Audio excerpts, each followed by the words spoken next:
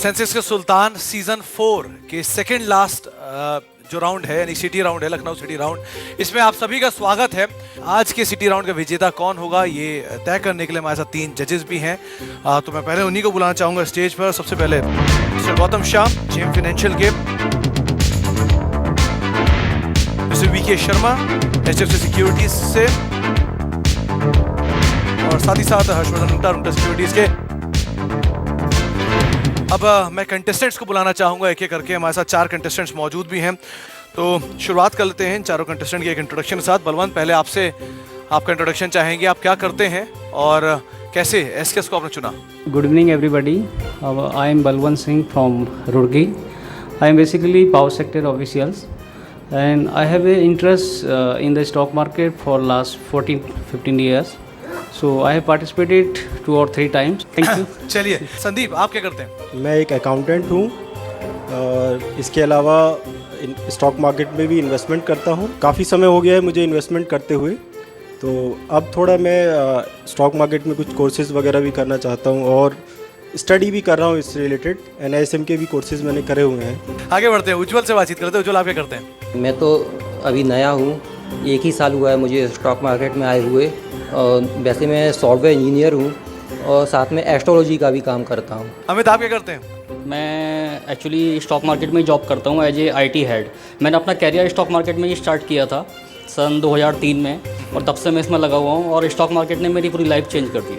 चलिए, तो उम्मीद करते हैं आज भी आपकी ज़िंदगी थोड़ी और एक बड़ा करवट लेगी। चलिए, इसी के साथ ही अब शुरुआत कर लेते हैं हमारे पहले राउंड की, यानी कि डेरिवेटिव पिच राउंड। ये हमारा पहला राउंड है। इसमें हर कंटेस्टेंट को हम एक टॉपिक देंगे। इस टॉपिक के बदले में उन्हें यानी कि 90 सेकेंड में उन्हें अपना एक प्रेजेंटेशन देना है। इस 90 सेकंड के प्रेजेंटेशन में उन्हें एग्जाम्पल्स भी देने हैं ताकि ज़्यादा बेहतर समझ में आए जो हमारे जजेस हैं उनको भी और बाकी जो ऑडियंस बैठी है उनको भी इस टॉपिक के बारे में। तो शुरुआत करते हैं इस राउंड की और सबसे पहले मैं चाहूँगा गौतम, आप एक टॉपिक भी चुनें और एक कंटेस्टेंट का नाम भी चुनें ताकि उन्हें वो प्रेजेंटेशन देने का मौका मिले। The first contestant is Balwant Singh और उनका टॉपिक है do we get diversification benefit at the time of crisis like stock market crash, please explain. ये आपको समझाना है 90 सेकंड में। आपका समय शुरू होता है अब। और डेफिनेटली डाइवर्सिटी हमें उस चीज़ का फ़ायदा देता है because every crisis give us the opportunity how to we can disable our portfolio. Suppose हमने इक्विटी में जो एक्सपोजर हमने लिया हुआ था उसको पहले से हमें डाइवर्सिफिकेशन करके अगर चले तो एक जो कोरिलेशन जो होता है उसमें हर चीज़ का फॉलिंग सेम नहीं होगा। लार्ज कैप कुछ परसेंटेज में गिरेगा, मिड कैप कुछ परसेंटेज में गिरेगा।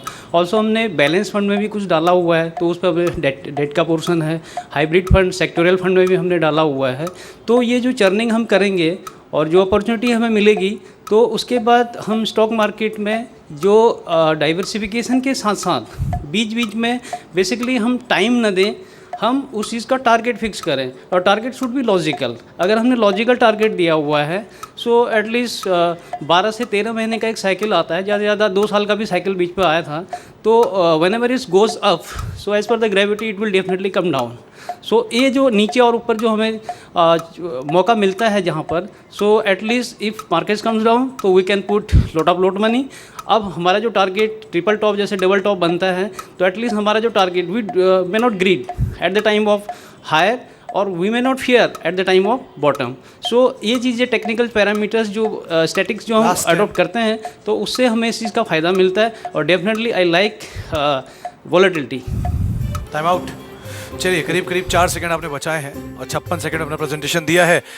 शर्मा सर, सबसे पहले आप ही शुरुआत करें, क्या पूछना चाहेंगे? स्टॉक मार्केट पर्सपेक्टिव से आपके स्टॉक में इन्वेस्टमेंट हैं तो आपको डाइवर्सिफिकेशन से फ़ायदा होगा एक क्राइसिस के टाइम में? डेफिनेटली दैट टाइम नहीं होगा बट जो अपॉर्चुनिटी हमें तो मिलेगी। आपका टॉपिक वही है सर। यस, बात वो नहीं है will get benefit. What benefit will get? ये जो क्राइसिस के टाइम में डाइवर्सिफिकेशन का कोई फायदा नहीं होता। एग्जाम्पल देता हूँ, अगर यूएस के अंदर कोई क्राइसिस हुई 2008 के अंदर तो आपका इन्फोसिस, टाटा स्टील, जी टेलीविजन, भारती टेली, जो भी इर्रेस्पेक्टिव की किस इंडस्ट्री से है, कितना डाइवर्सिफाइड आपका पोर्टफोलियो था, सभी स्टॉक गिरे। तो आपकी जो समझ है निहायत ही गलत है बलवंत सिंह जी। थैंक यू जी। गौतम, आप क्या पूछना चाहेंगे? मेरा सवाल आपसे ये है कि क्राइसिस के टाइम पे अगर आप डाइवर्सिफाई करेंगे across asset classes, do you think that's a viable option? If yes, please elaborate. Because we may not in future, we cannot predict when crisis will come. अगर हमने पहले से डाइवर्सिफाई करके चले हुए हैं और वो चीज़ें क्राइसिस डाउन आ जाती है, but we stay invested, panicness में हम उसको बेचेंगे नहीं. नहीं, मैं दूसरे एसेट क्लासेस की बारे में बात कर रहा हूँ, इक्विटीज ही नहीं. क्या आप गोल्ड और सिल्वर में इन्वेस्ट करेंगे to diversify your risk during crisis? Definitely. Why do you think that will help? Because it's a inverse correlation between equity and gold. So if it's come down, so it goes up. If it's vice versa. Okay, thank you. जी mister Rungta, आपका सवाल. सो बलवंत, हमने बात की एक diversification एक ही particular asset class में जो थी इक्विटी, जो वीके शर्मा जी ने पूछा कि आप इक्विटीज़ में डाइवर्सिफाई करते हैं तो क्या उसका फ़ायदा होगा कि नहीं होगा, वो पहला क्वेश्चन था. दूसरा आपने बात की जो इन्वर्सली कोरिलेटेड है या परफेक्टली कोरिलेटेड है. तो यही चीज़ के आगे बढ़ते हुए आप मुझे ये बताइए कि आप जब एक पोर्टफोलियो बनाते हैं, ठीक है, क्राइसिस के पहले, क्योंकि क्राइसिस आप प्रिडिक्ट नहीं कर सकते, तो जो आप पोर्टफोलियो बनाते हैं तो उसको पोर्टफोलियो को डाइवर्सिफिकेशन का बेनिफिट लेने के लिए आप कैसे डिवाइड करके आप अलग एसेट क्लासेस में इन्वेस्ट करेंगे ताकि एक क्राइसिस के टाइम पे आपको कम से कम नुकसान होना आप रोक नहीं सकते, लेकिन कम से कम नुकसान हो, इसके लिए आप कैसा अपना पोर्टफोलियो बनाएंगे? As per the investing thumb rule, definitely we have a portfolio of debt, hybrid and equity. Suppose that we have invested in the equity, also we have invested in the debt. Debt will give single digit return, but equity will give 2-digit return. So in the between of, as per our target, decoupling churning will be there. Suppose it comes market crisis, it comes down, so what will we do? We'll switch debt to equity. If its market goes up, then again switch to debt. So this churning will go up, so that's why we get benefit. ठीक है. चलिए mister Sharma, अगले contestant कौन है, उनका अगला topic क्या है? जरा एस्ट्रोलॉजी यूज़ करके बताइए आपका टॉपिक क्या है. विरोधी जी, मैं मानता हूँ कि एस्ट्रोलॉजी एक परफेक्ट साइंस है, इसका मजाक बिल्कुल नहीं उड़ा रहा. इसका यूज़ किस हद तक हो सकता है ये क्वेश्चनेबल है. ठीक है जी, आपको बोलना है क्रॉस होल्डिंग पे, क्रॉस हेजिंग पे. जी, तो और आपका जो समय है वो शुरू होता है अब. क्रॉस हेजिंग होती है, जैसे हमने एक पर्टिकुलर स्टॉक है तो हम उस स्टॉक में नहीं बल्कि दूसरे स्टॉक में हेज कर दें. मतलब एक स्टॉक में हमने लॉन्ग किया तो दूसरे स्टॉक में जिसका मूवमेंट सेम है, जैसा कि जो स्टॉक हमने लॉन्ग किया है उसी स्टॉक जैसा ही मूवमेंट है दूसरे स्टॉक में जो हम शॉर्ट करेंगे. फॉर एग्जांपल नेचुरल गैस और स्टॉक या कोई भी एसेट ले सकते हैं, जैसे नेचुरल गैस और क्रूड ऑयल, उन दोनों में वोलेटिल जो मूवमेंट उनका होता है वो सेम होता है, वोलेटाइल होते हैं दोनों के दोनों. लेकिन इसलिए हम जैसे अगर हमने क्रूड ऑयल लॉन्ग किया प्लस किया और नेचुरल गैस हमने तो सेल करेंगे, तो ये क्रॉस हेजिंग होता है. इसी तरह जैसे अगर स्टॉक्स में लें, डेरिवेटिव्स में लें, तो डॉक्टर रेड्डी आता है जो कि दोनों साइड मूवमेंट करता है, तो उसको अगर हमने ये प्लस किया और फिर उसकी जगह आता है ये सन फार्मा आता है, और उसको हम सन फार्मा को हम प्लस करेंगे और डॉक्टर रेड्डी को हम सेल करेंगे, तो दोनों का जो मूवमेंट्स आता है वो लगभग सेम होता है, क्योंकि डॉक्टर रेड्डी दोनों साइड मूवमेंट करता है और जो सन फार्मा है वो वन साइड मूवमेंट करता है, या तो प्लस में या माइनस में नॉर्मली, जब जो मार्केट वो पैनिक नहीं होती है तो ये क्रॉस हेजिंग में आएगा. मिस्टर रुंगटा, शुरुआत आप करें, पहला सवाल क्या होगा आपका? वेल उज्ज्वल, मेरे हिसाब से आपने ये पूरा concept of cross hedging actually गलत बताया है. The reason is cross hedging जो करेंगे आप वो पॉजिटिवली कोरिलेटेड सिक्योरिटीज़ या एसेट्स में करेंगे. मान लीजिए दोनों एक ही तरफ एक पर्टिकुलर इंडस्ट्री के हैं और वो एक तरफ ही मूवमेंट होता है. अगर कोई नेगेटिव न्यूज़ आती है तो दोनों सिक्योरिटीज़ गिरेंगी, अगर पॉजिटिव आती है तो दोनों चढ़ेंगी. लेकिन आप एक ही पर्टिकुलर स्टॉक में इन्वेस्ट करके आप उसका रिस्क एक फोकस्ड रिस्क हो जाता है, जिसको आप हेज कर रहे हैं into 2 stocks of the same kind जो पॉजिटिवली कोरिलेटेड है.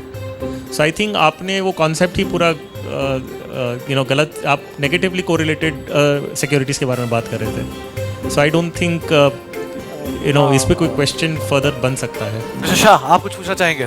आपको लगता है कि India VIX is something that can impact cross hedging और दिस काइंड ऑफ प्रोडक्ट? आप समझते हैं वॉलेटिलिटी इंडेक्स के बारे में? आपने सुना है? थोड़ा थोड़ा आइडिया है सर। थोड़ा आइडिया है, बट एलैबोरेट आप नहीं कर पाओगे।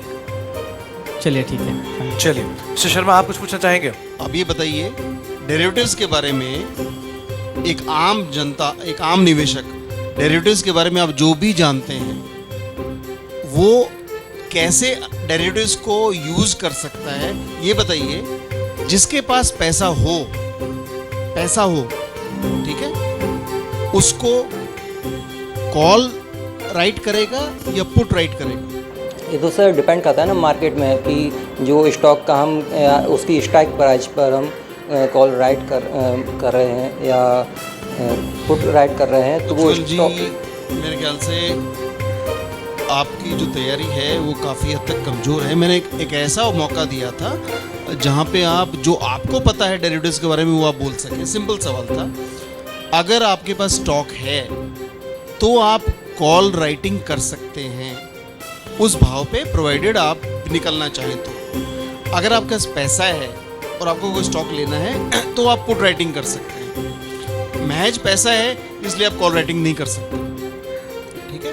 तो ये सवाल काफ़ी सिंपल था, लेकिन एसेंशली एक आपके थ्रू मैं समझाना चाहता था एक आम निवेशक को किस तरह से डेरिवेटिव्स को वो अपने भाव से, अगर कोई इनको स्टॉक लेना हो तो उस स्टॉक की उस कॉल प्राइस पे जहाँ पे उनको स्टॉक लेना है वो राइट करके, पुट राइट करके वो उसमें निवेश कर सकते हैं। अगर वो भाव आया तो उस भाव पे वो तैयार हैं लेने के लिए वो स्टॉक।